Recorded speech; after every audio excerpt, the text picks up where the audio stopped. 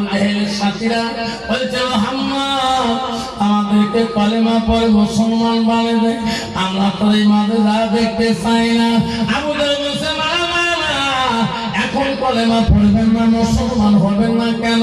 ইনি আকাশের চন্দ্রকে খণ্ড করে দিল, ইনি আগের মতন জোড়া লাগে দিতে পারবে না।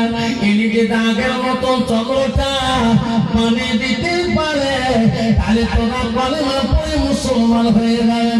আমার নবী আবার দুবার ওই খণ্ড হওয়া চন্দ্রটা দিয়ে আমার শাহাদাত আঙুলটা যখন ঘুরাইলেন, আল্লাহ আগের মতন চন্দ্রটা বানিয়ে দিলেন।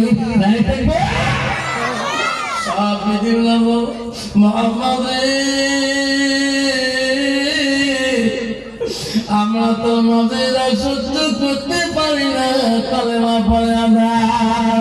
আল্লাহ রাসূল বলো পড়লা ইলাহা ইল্লাল্লাহ মুহাম্মাদুর রাসূলুল্লাহ।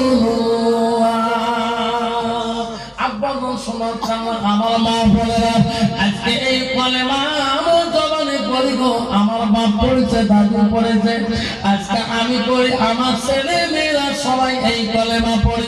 কবরের দিকে দেখতে হবে দরকার ঠিক না বলে না। জান্নাত যদি যেতে সম্মান আমরা হযরতে মা আয়েশা মতন গুণবতী নারীর মতন মা গুণ মানে না। বিশ্ব নবী রাসূলুল্লাহ বাড়ির দিকে যায়, হযরতে মা আয়েশা সিদ্দিকা আম্মাজান নবীজির দিকে তাকায়, নবীজির মুখের দিকে তাকায়, নবীজির চেহারাটার দিকে তাকিয়ে দেখে। নবী বলে আয়েশা রে আয়েশা, আমি বাড়ির দিকে আসলে আমার দিকে কেন বা তাকাও, আমার চেহারাটার দিকে কেন তাকাও?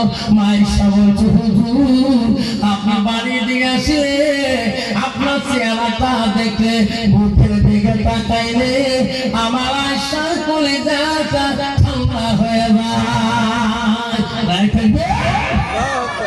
বাবা বর্তমান যুগে নারী স্বামী বাড়ি গেলে কোনোদিন ওই মেয়েটার কলিজা ঠান্ডা হয় গো না।